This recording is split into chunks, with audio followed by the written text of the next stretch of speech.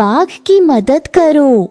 एक घने जंगल में एक क्रूर टाइगर हमेशा छोटे जानवरों को डराता था।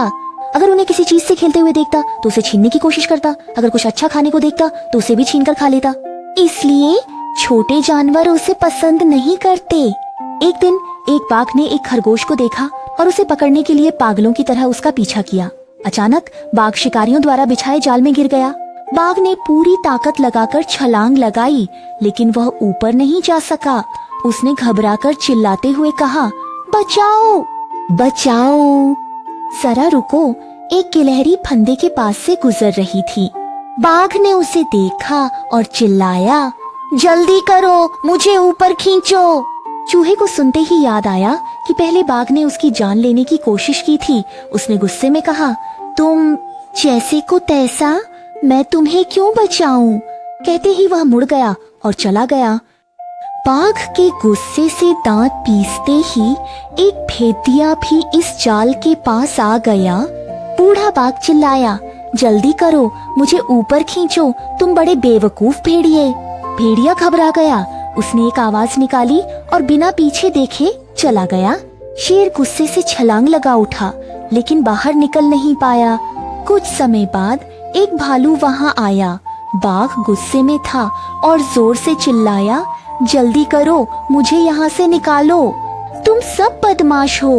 वह हंसते हुए चला गया, मानो उसने कुछ सुना ही न हो। शेर तिलमिला गया, बचाओ, जोर से चिल्लाया, लेकिन अभी भी कोई जानवर बाघ की मदद करने के लिए तैयार नहीं था। बाघ ने गुस्से में कहा, जब मैं बाहर आऊंगा तो तुम सभी को खा जाऊंगा। बहुत समय बीत चुका था। बाघ बहुत थका हुआ और भूखा था। वह बिल्कुल निराश हो चुका था। तभी एक हिरण वहाँ से गुजरा। बाघ ने बेबसी से कहा, ओ हिरण, मुझे बचा लो।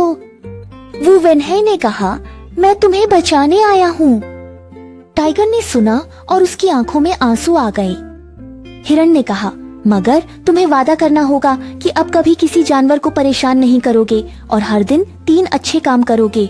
बूढ़े बाघ का एकमात्र उद्देश्य जाल से बाहर निकलना था, इसलिए उसने बिना किसी झिझक के हिरण की मांग को मान लिया। बड़ी मेहनत के बाद आखिरकार बाघ को बचा लिया। बाघ बहुत भावुक हो गया। वह हिरण को बार बार धन्यवाद देने के बाद ही घर लौट गया। उसके बाद टाइगर ने नदी के रास्ते का पालन करते हुए हर दिन 3 अच्छे काम करने का वादा किया। अब से बाघ पूरी तरह बदल गया।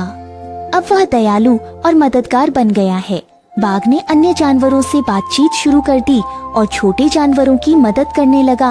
बाघ के इस बदलाव के कारण जल्द ही यह जंगल रहने लायक बन गया। जानवर फिर से खुशी खुशी एक साथ रहने लगे, एक दूसरे की मदद करते और साथ में तैराकी करते, और बाघ के दोस्त भी बढ़ते गए। सभी को पहाड़ों और नदियों का यह बाघ बहुत पसंद आने लगा। इस कहानी से हमें यह सीखने को मिलता है कि हमें दूसरों के प्रति दयालु और दोस्ताना होना चाहिए। हमें मित्रता की कदर करनी चाहिए। अगर हम हमेशा दूसरों पर अत्याचार करते हैं तो जब हम मुश्किल में पड़ जाते हैं तो हो सकता है कि हमें किसी की मदद न मिले।